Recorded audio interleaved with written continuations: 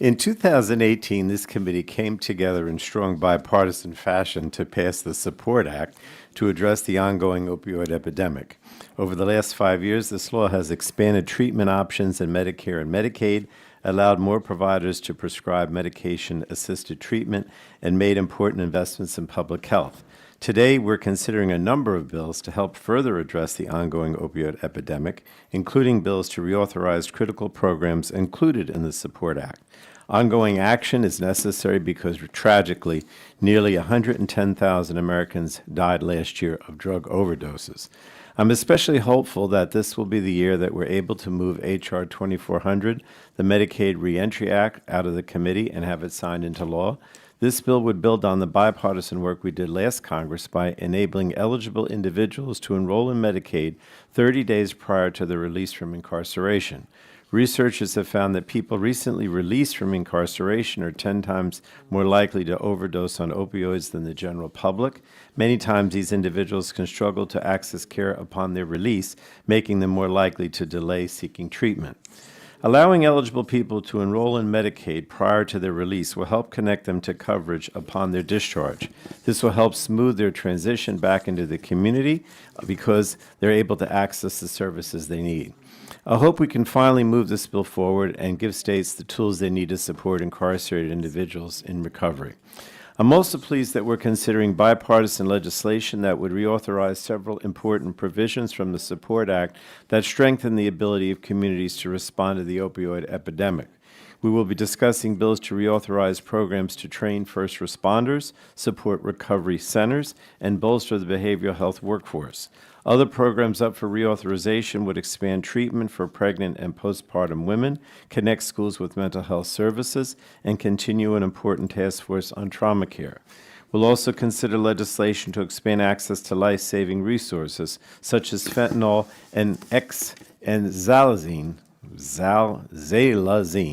test strips, and to have HHS and DEA re-examine the evidence regarding the important treatment options like Suboxone. I don't know if I'm pronouncing these correctly. Together, these bills will help us combat the opioid epidemic. I'm hopeful that these bipartisan policies can move through our committee process, but I'm disappointed that the majority has also chosen to include several bills that are problematic. I'm particularly concerned about proposals that would create financial incentives to institutionalize individuals with substance use disorders. Rather than simply warehousing these individuals, Congress should provide states with the resources to expand provider capacity and expand access to services in home and community-based settings. I also question why we're considering legislation that would permanently extend the option for states to cover short-term stays in an institution for mental disease, or IMD. I was skeptical of this policy when it was passed 5 years ago. In the years since, the response from states has been underwhelming. Currently, I'm aware of only 2 states that have taken up this option. We should acknowledge that this policy has not lived up to the expectations of its supporters and not look to permanently extend it. I have also concerns with H.R. 824, which would allow employers to offer telehealth as a separate, standalone policy exempt from the Affordable Care Act's critical consumer protections. I believe this bill is a solution in search of a problem. Employers already have the flexibility to offer telehealth to their employees.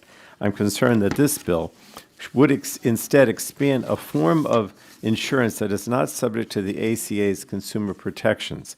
These insurance plans are also not subject to mental health parity and can be deceptively marketed to Americans as comprehensive coverage. I worry that if we expand these plans, American families will be left with inadequate coverage and at risk of surprise medical bills.